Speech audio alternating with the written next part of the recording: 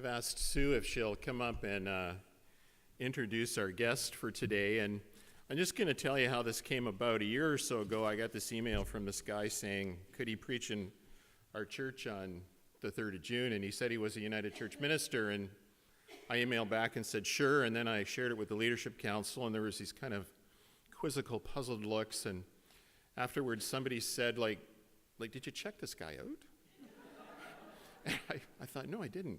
And then I thought, man, what if he's trying to sell something? Or, what if it's a Ponzi scheme or something? But anyway, I think we're okay, and I'm going to ask Sue on behalf of all of you to welcome Ray and Chris to the church. Yeah, they're right there, yeah. I thought he was taking my stuff away. No. Good. I got to look again, sorry. Is Reverend Ray GOODSHIP, and his wife Chris is over here as well, and they've journeyed from Alberta. I think he left a couple of days ago, and they spent the night in campsite in Surrey, because that's the only place they could find a campsite. So Ray is a United Church minister from Alberta, and he is taking his 3-month sabbatical for traveling and cycling across Canada with his wife Chris, and preaching each Sunday in a different United Church.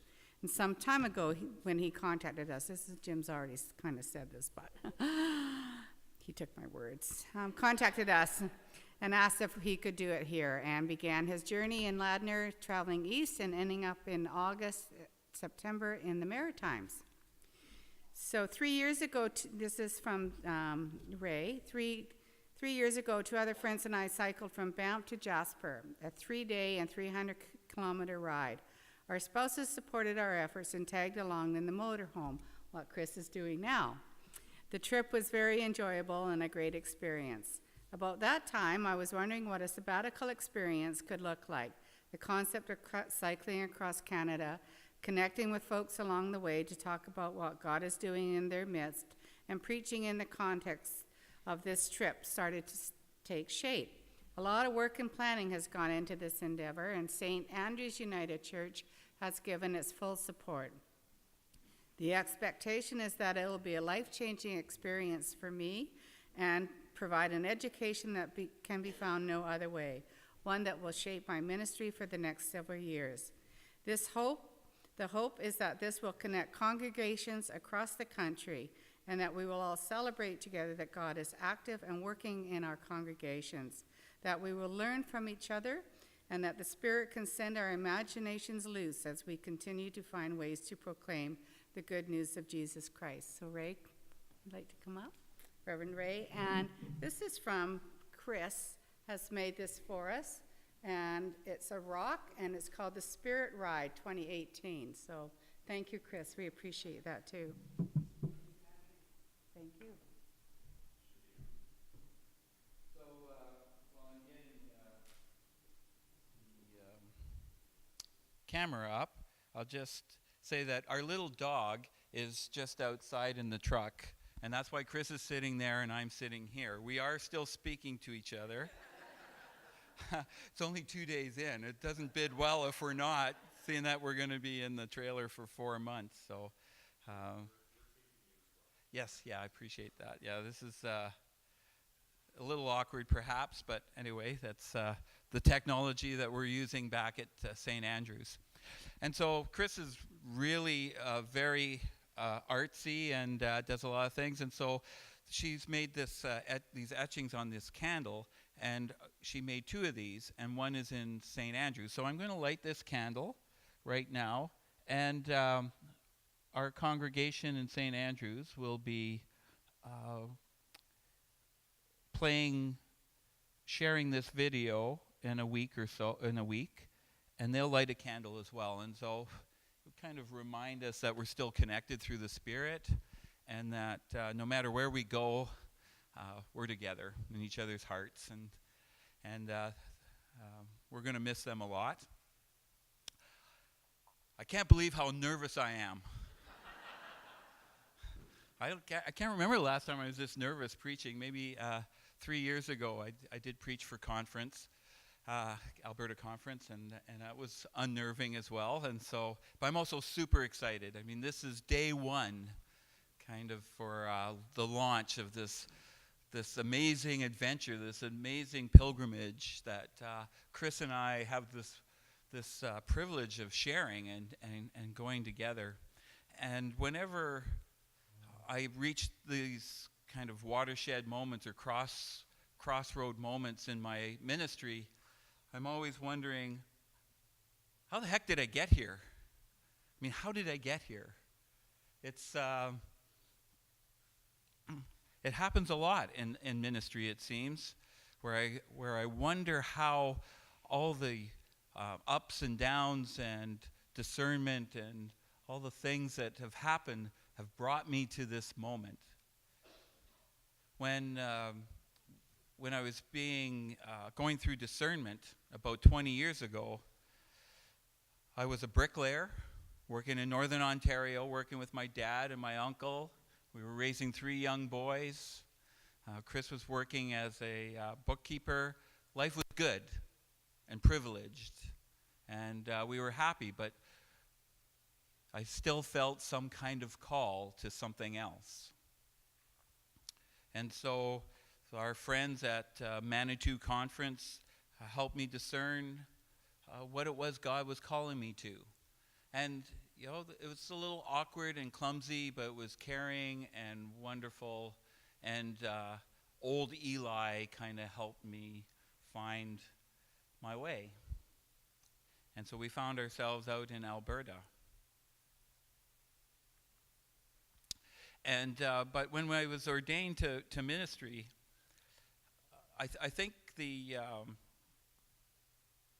vows that they ask us to say aren't quite right.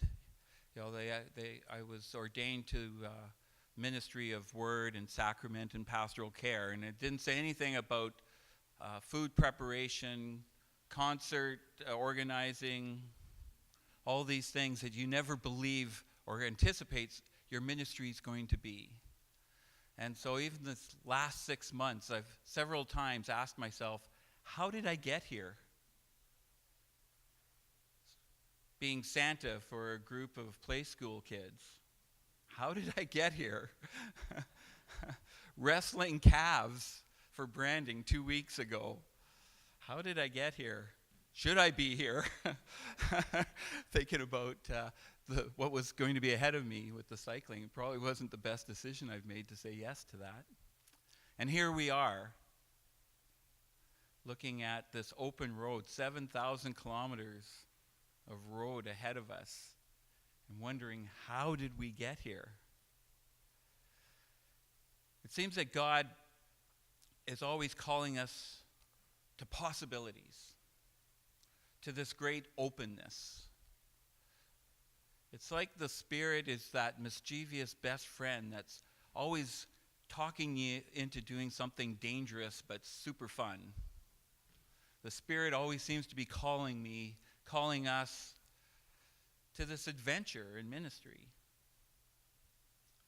And so I was reading our scriptures for this week in that context, thinking about Abraham and Sarah and how God called them to be parents of a great nation, to be the start of something that they would never see come to fruition, that they would never see the results of, this vague idea of parenting this great nation, to being the start of something, called to possibilities. I wonder how many times God had to call, how many couples God called to that great adventure and who decided not to go. The mortgage still needed to be paid or something else, other things that were more important. And so they missed this call, this opportunity, this great adventure, this journey. Moses too, called to this great adventure, this great possibility, this openness, the wilderness, to wander and to discover. He was called from pain and from slavery and from defeat and anguish to something new. God was going to do something new, and they didn't know what it was. It's just possibilities. Only your imagination could limit what God had in mind. And so he went. And he never saw the promised land, never entered it. He started something. He was part of something, partnering with God and with the people of God.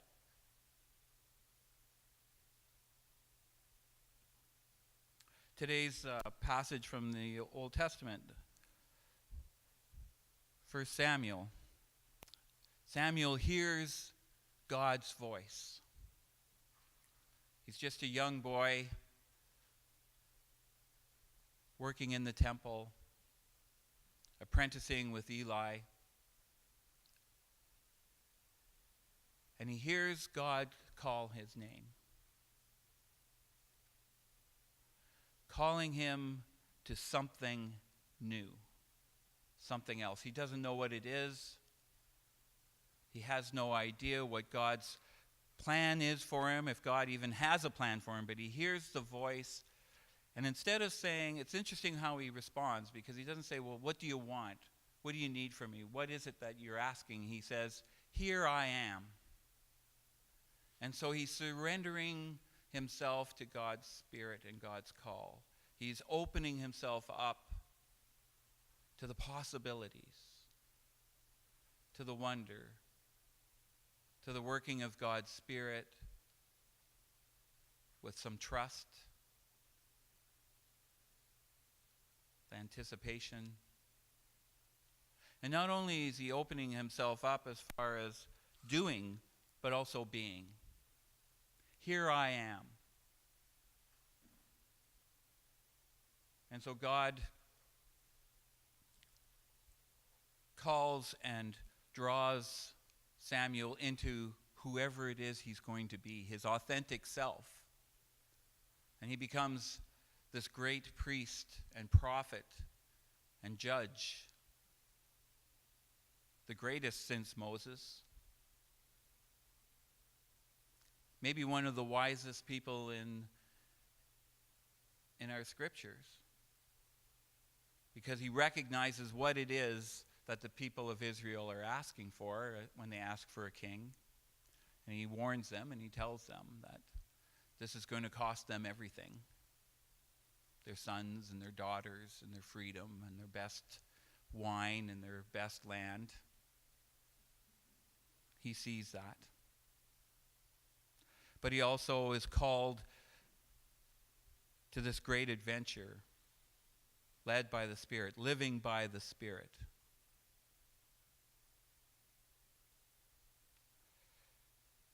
Mark's gospel, it's interesting. You have the man with the withered hand. He goes through all of history being remembered by his ailment or his condition. The man with the withered hand. He has this encounter with Jesus. His withered hand is this constant reminder. Every time he gets dressed, every time he tries to feed himself, every time he does anything in his life, he reminded that he is being judged as sinful, as broken, as not whole, as unclean. Everything he does in his life is a reminder of this. And he comes to Jesus, he encounters Jesus, and he's healed of that. And what opens up for him is a world of possibilities. It's too bad the story doesn't continue. I wonder what he would be called if the story had continued. The great tent maker, a scribe, a baker, a mason, who knows? But through the work of the Spirit, through God's presence in his life,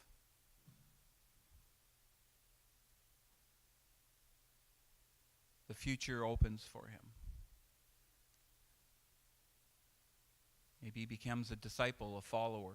We don't know.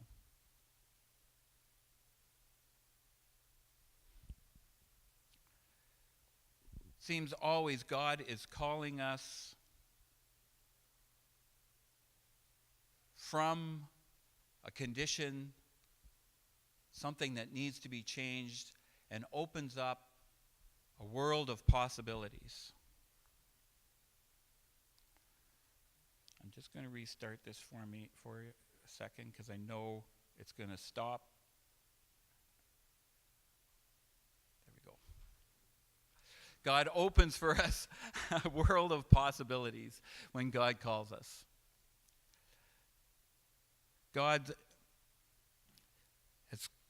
I don't think so much calls us to specifics. I don't know if God's actually called me. There, it did stop. I don't know if God actually did call me to ride my bike across Canada, or to go into ministry even, or to do this or that, or be in Alberta, or St. Andrews, or whatever it is. I think God opens us, invites us, calls us to be open to living Spirit-led lives, to live lives of courage, of gratitude, that we let go of all those things that keep us from being our true, authentic selves, and to living a life of faithful adventure. I think ministry is this great adventure.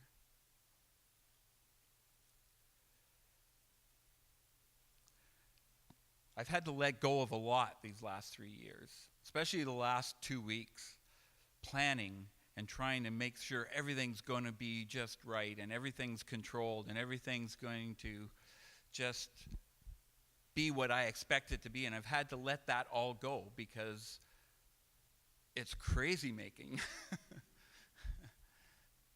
But it also shows me or helps me understand how sometimes I don't trust the Spirit and trust others around me, and trust that we are all part of the body of Christ, and that God's working in all of us and all our midst, and this is going to be just fine. And that God is going to do some amazing things while we're on the road. Who knows? And so I'm trying to hold on to my expectations lightly.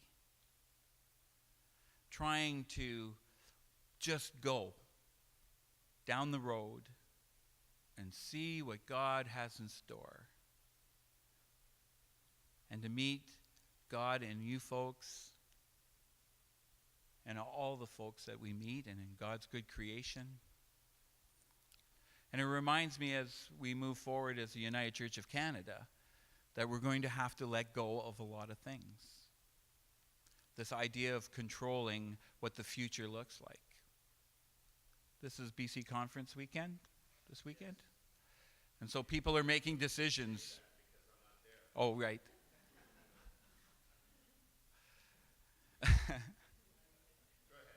Thank you.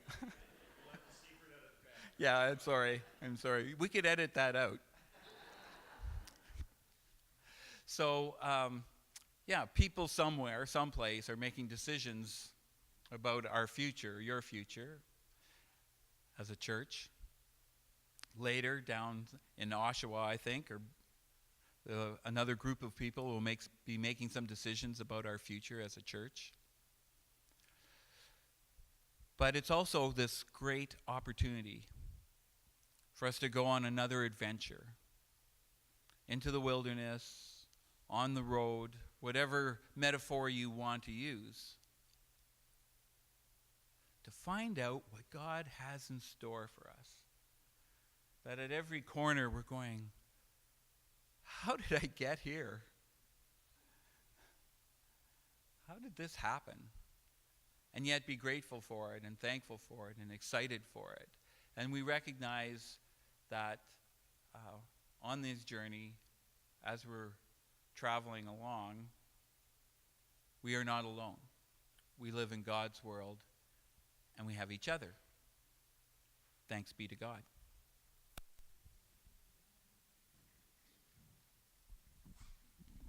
And Chris just to join me for a moment, and I'm going to ask Jane Marinowski to come to the front. Jane is one of the members of our prayer shawl / blanket ministry. So Ray and Chris, we're very happy to give you these prayer shawls, and we hope that they will wrap you in love and God's blessings as you cross Canada. And when you wrap them around you, you'll think about Ladner United, and our prayers and love go with you.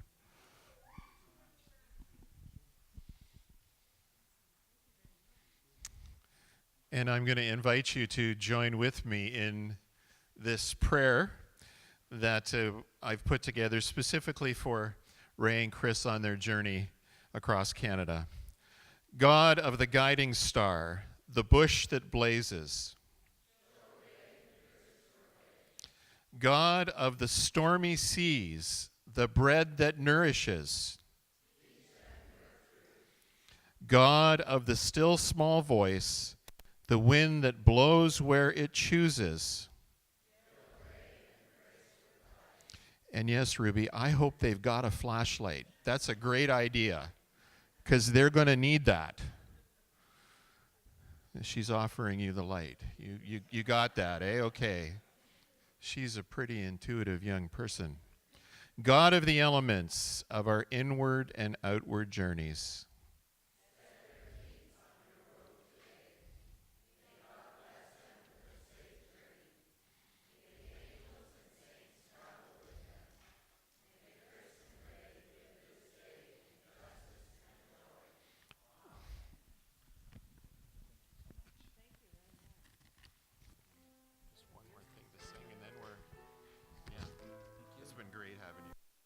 So much. Yeah, It's it's been a lovely. wonderful morning. Well, we wanted it to be a good start.